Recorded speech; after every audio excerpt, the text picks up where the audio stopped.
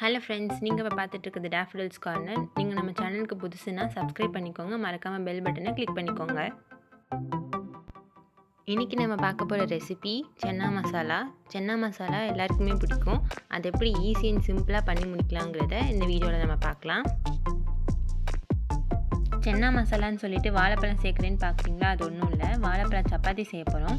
வாழைப்பழ சப்பாத்தி சென்னா மசாலா கூட சேர்த்து சாப்பிடும்போது ரொம்ப டேஸ்ட்டாக இருக்கும். வாங்க இப்போ பனானா சப்பாத்தி எப்படி செய்கிறதுன்னு பார்த்துடலாம்.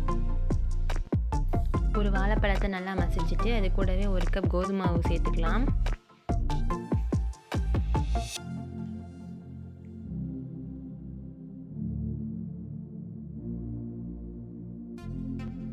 கால் டீஸ்பூன் உப்பு, 1 டீஸ்பூன் எண்ணெய் சேர்த்து நல்லா பிசைஞ்சுக்கலாம்.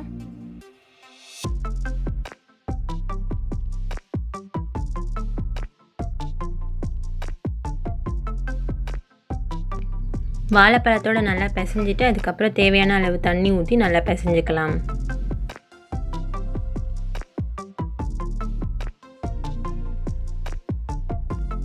மாவு நல்லா சாஃப்டானதும் 10 நிமிஷம் வச்சுட்டு நம்ம சென்னா மசாலா எப்படி பண்ணுறதுன்னு பார்த்துடலாம்.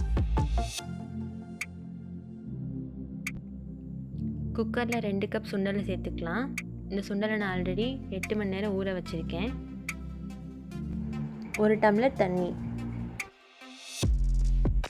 ஒரு துணியில் 1 டீஸ்பூன் டீத்தூள் சேர்த்துக்கலாம். அதை நல்லா கட்டி இந்த சுண்டலோட போட்டுடலாம். இதை நான் கலருக்காக தான் சேர்க்குறேன். டீத்தூள் பிடிக்காதவங்க இதை சேர்க்க வேணாம், இதனால எந்த டேஸ்ட்டும் மாறாது. குக்கரை மூடி 4 விசில் வரைக்கும் வேக விடலாம்.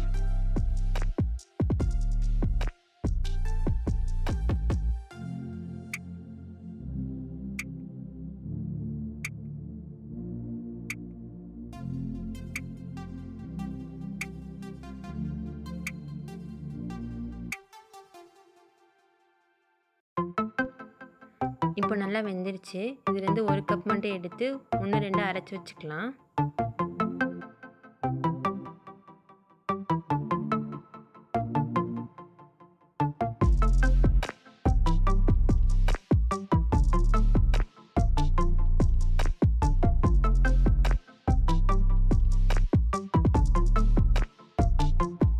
பேன் சூடானதும் 3 ஸ்பூன் எண்ணெய் சேர்த்துக்கலாம். கூட 1 கப் வெங்காயம் சேர்த்து நல்லா வதக்கி விட்டுக்கலாம். இது வதங்கிறதுக்குள்ளே குழம்புக்கு தேவையான விழுது ரெடி பண்ணிக்கலாம். ஒரு மிக்ஸி ஜாரில் 10 பல் போல் பூண்டு, 2 துண்டு இஞ்சி சேர்த்துக்கலாம். 1 துண்டு பட்டை, 3 தக்காளியை நறுக்கி சேர்த்து அரைச்சிக்கலாம்.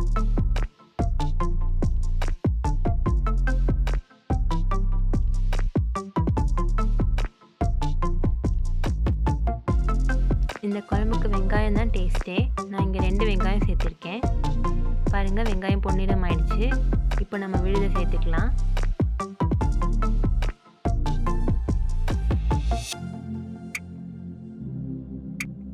பச்சை வாசனை போகிற வரைக்கும் நல்லா வதக்கிக்கலாம்.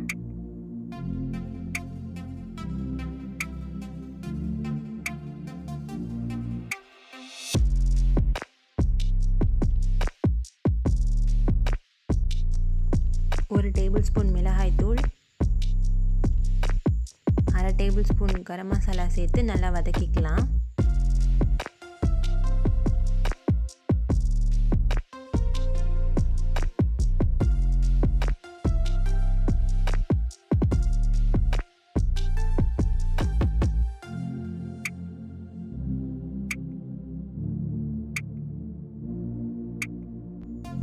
தேவையான அளவு உப்பு சேர்த்து நல்லா கலந்துக்கலாம்.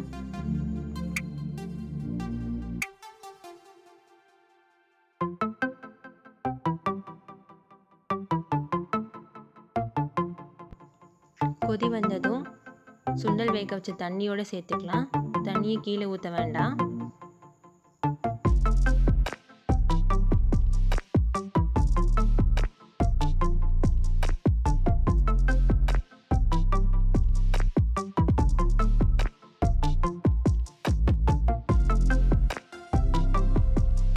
ஒரு டம்ளர் தண்ணி, அப்புறம் 1 2 அரைச்ச சுண்டலை சேர்த்து நல்லா கலந்துக்கலாம்.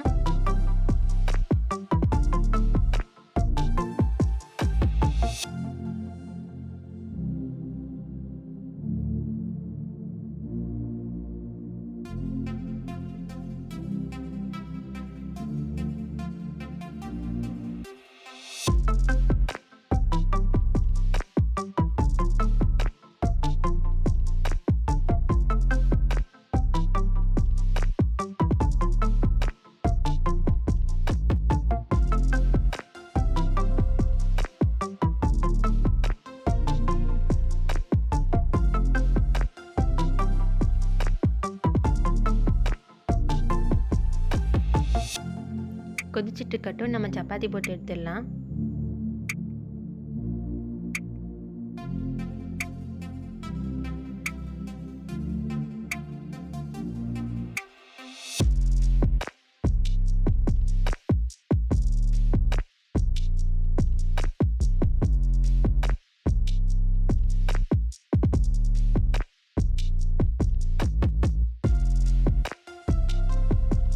சப்பாத்தி ரெடி ஆயிடுச்சு. குழம்பு ரெடி ஆயிடுச்சு. ஸ்டவ் ஆஃப் பண்ணிட்டு கொத்தமல்லி சேர்த்து பரிமாறலாம். இந்த வீடியோ உங்களுக்கு பிடிச்சிருக்குன்னு நினைக்கிறேன். பிடிச்சிருந்தா லைக் பண்ணுங்கள், உங்கள் ஃப்ரெண்ட்ஸ் கூட ஷேர் பண்ணுங்கள். மறக்காமல் வீட்டில் செஞ்சு பார்த்துட்டு எப்படி இருந்ததுன்றத கமெண்ட் செக்ஷனில் சொல்லுங்கள்.